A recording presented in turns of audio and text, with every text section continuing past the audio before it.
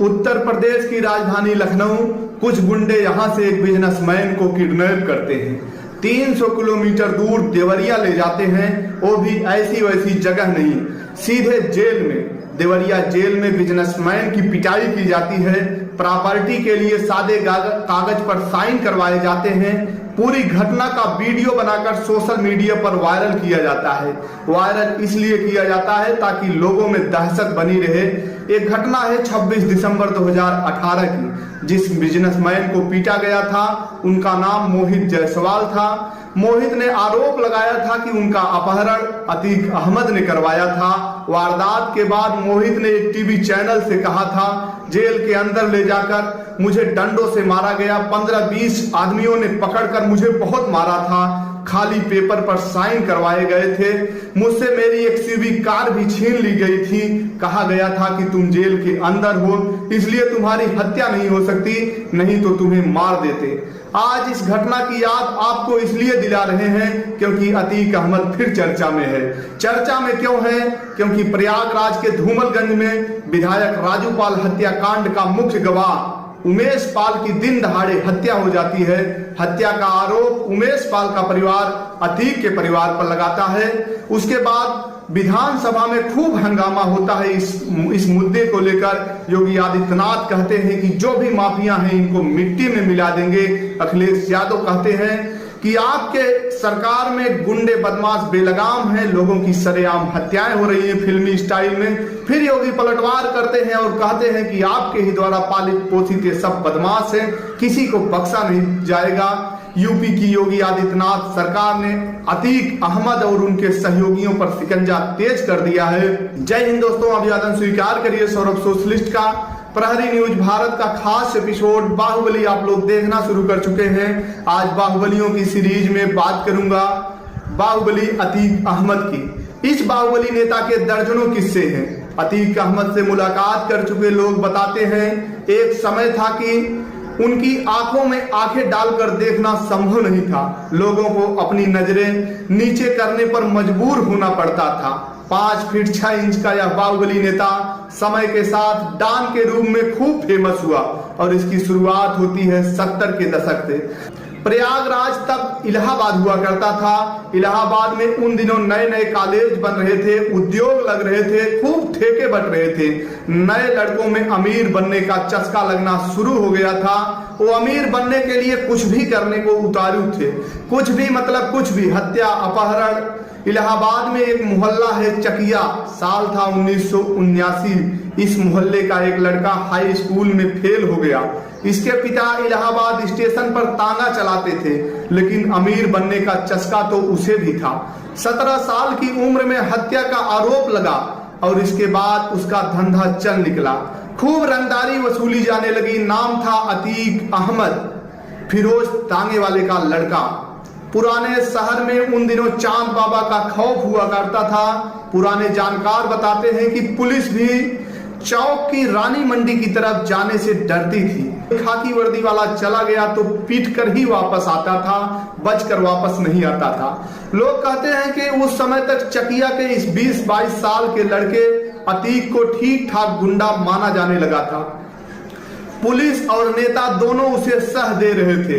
वे चांद बाबा के खौफ को खत्म करना चाह रहे थे, इसलिए खौफ के बदले खौफ को खड़ा करने की कवायद की गई और इसी कवायद का नतीजा था अतीक का उभार, जो आगे चलकर चांद बाबा से भी ज्यादा पुलिस के लिए खतरनाक होने वाला था। साल था 1986। प्रदेश में वीर बहादुर सिंह की सरकार थी, केंद्र में राजीव गांधी की सरकार थी। अब तक चकिया के लड़कों का गैंग चांद बाबा से ज्यादा उस पुलिस के लिए खतरनाक हो चुका था, जिसे पुलिस ने सह दिया था। अब पुलिस अतीक और उसके लड़कों को गली गली खोज रही थी। एक दिन पुलिस अतीक को उठा ले गई, बिना किसी लिखा पढ़ी के थाने में ले गई और किसी को कोई सूचना नहीं। लोगों को लगा अब अतीक का काम खत्म है। परिचितों ने खोजबीन शुरू की। इलाहाबाद के ही रहने वाले एक कांग्रेसी सांसद को सूचना दी गई। बताया जाता है कि वह सांसद प्रधानमंत्री राजीव गांधी के करीबी थे। दिल्ली से फोन आया लखनऊ, लखनऊ से फोन गया इलाहाबाद और फिर अतीक को छोड़ दिया गया। लेकिन अब अतीक पुलिस के लिए नासूर बन चुका था। उत्तर प्रदेश पुलिस अतीक अहमद को ऐसे ही नहीं छोड़ना चाहती थी। अतीक का एनकाउंटर होने वाला था। अतीक को इसकी भनक लग गई। एक दिन भेष बदलकर अपने एक साथी के साथ बुलेट से कचहरी पहुंचा और एक पुराने मामले में जमानत तुड़वा कर सरेंडर कर देता है और जेल चला जाता है। जेल जाते ही पुलिस उस पर टूट पड़ी और उसके खिलाफ NSA लगा दिया। बाहर लोगों में मैसेज गया कि अतीक बर्बाद हो गया। लोगों में सहानुभूति पैदा हो गई। एक साल बाद अतीक जेल से बाहर आ गया। जेल से आते ही उसने इस सहानुभूति का फायदा उठाया। साथ मिला उसी कांग्रेसी सांसद का जिसकी वजह से वह जिंदा बच पाया था। लेकिन अब बचने के लिए सियासत ही काम आ सकती थी और ऐसा ही हुआ। साल था 1979। यूपी में विधानसभा चुनाव होने थे। इलाहाबाद पश्चिमी सीट से अतीक ने निर्दलीय पर्चा भरा। अतीक के सामने थे चांद बाबा। चांद बाबा और अतीक में कई बार गैंगवार हो चुकी थी। अपराध जगत में अतीक की तरक्की चांद बाबा को अखर रही थी। यही कारण था कि चांद बाबा ने सीधी चुनौती दी, लेकिन चांद बाबा हार गए। अतीक अहमद विधायक बन चुका था। कुछ ही महीनों बाद चांद बाबा की 20 चौराहे भरे बाजार हत्या हो गई। धीरे धीरे एक एक करके चांद बाबा का पूरा गैंग खत्म हो गया। कुछ मार दिए गए, बाकी भाग गए। बाबा का दौर खत्म हो चुका था। अब अतीक का दौर आ गया था। चांद बाबा की हत्या के बाद अतीक का खौफ इस कदर फैला कि लोग इलाहाबाद पश्चिमी सीट से टिकट लेने के लिए खुद ही मना कर देते थे। यही कारण था कि अतीक ने निर्दलीय रहकर सन 1991-93 लगातार चुनाव जीते। इसी बीच सपा से नजदीकी बढ़ी। 1996 में सपा के टिकट पर चुनाव लड़ा और चौथी बार विधायक बना। 1999 में अपना दल का हाथ थामा। प्रतापगढ़ से चुनाव लड़ा लेकिन जीत नहीं पाया। 2002 में अपना दल से चुनाव लड़ा पुरानी सीट से और 5वीं बार फिर से विधायक बन गया। अब शुरू होती है अतीक के पतन की कहानी। साल था 2007। इलाहाबाद पश्चिमी से एक बार फिर पूजा पाल और अशरफ यानी अतीक का भाई आमने सामने थे।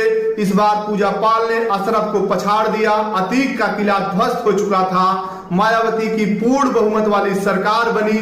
सपा ने अतीक को पार्टी से बाहर कर दिया।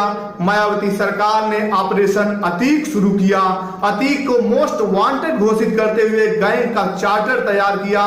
पुलिस रिकॉर्ड में गैंग का नाम दर्ज हुआ IAS इंटर स्टेट 227। उस वक्त गैंग में 120 से ज्यादा मेंबर थे। 1986 से 2007 तक अतीक पर एक दर्जन से ज्यादा मामले केवल गैंगस्टर एक्ट के तहत दर्ज किए गए। अतीक पर 20,000 का इनाम घोषित किया गया। उसकी करोड़ों की संपत्ति सीज कर दी गई। बिल्डिंगें गिरा दी गई। खास प्रोजेक्ट अलीना सिटी को अवैध घोषित करते हुए ध्वस्त कर दिया गया। इस दौरान अतीक फरार रहा। एक सांसद जो इनामी अपराधी था उसे फरार घोषित कर पूरे देश में अलर्ट जारी कर दिया गया। एक दिन दिल्ली पुलिस ने कहा कि हमने अतीक को गिरफ्तार कर लिया है। दिल्ली के पीतमपुरा के एक अपार्टमेंट से यूपी पुलिस आई और अतीक को ले गई और जेल डाल दिया। लगातार दर्ज हो रहे मुकदमों के कारण उसके राजनीतिक करियर पर फुल स्टॉप लगने लगा। 2012 के यूपी विधानसभा चुनाव के वक्त अतीक अहमद जेल में था। साल 2012 में उसने चुनाव लड़ने के लिए इलाहाबाद हाई कोर्ट में जमानत के लिए अर्जी लगाई थी।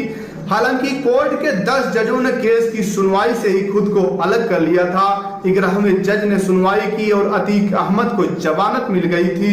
चुनाव में अतीक अहमद की हार हुई। उसे राजू पाल की पत्नी पूजा पाल ने हरा दिया था। साल था 2014। लोकसभा चुनाव में उसने समाजवादी पार्टी के टिकट पर श्रावस्ती सीट से चुनाव लड़ा, लेकिन वहां से भी उसने बीजेपी के दत्तन मिश्रा से उसे हार मिली। इसके बाद 2019 के आम चुनाव में जेल से ही वाराणसी सीट से प्रधानमंत्री मोदी के खिलाफ चुनाव लड़ा। इस चुनाव में भी उसकी जमानत जब्त हो गई। हालांकि इस समय अतीक अहमद जेल में है। वह फिर से चर्चा में है। चर्चा में क्यों है आपको पहले ही बताया। विधायक राजू पाल के हत्या का मुख्य गवाह उमेश पाल की हत्या होती है। हत्या का आरोप लगता है अतीक अहमद और उसके परिवार पर। पुलिस कानूनी कार्रवाई कर रही है। जो भी अपराधी हत्या में शामिल थे उनका इनकाउंटर किया जा रहा है। दोस्तों, इस घटनाक्रम को सुनाने का उद्देश्य किसी को परेशान करना नहीं, किसी की भावनाओं को आहत करना नहीं, बस आपको सचेत करना था, आपको जागरूक करना था। जानकारी कैसी लगी, एपिसोड कैसा लगा, आप लोग कमेंट करके अवश्य बताइएगा। अगला आप किस बाहुबली का एपिसोड देखना चाहेंगे इसको भी बताइएगा। बस अंत में यही कहूंगा, मस्त रहिए, व्यस्त रहिए, अपना ख्याल रखिए, कभी किसी का दिल नहीं दुखाइए, क्योंकि जिंदगी बहुत छोटी है, कब किसका बुलावा आ जाए और इस धरा को छोड़कर जाना पड़े।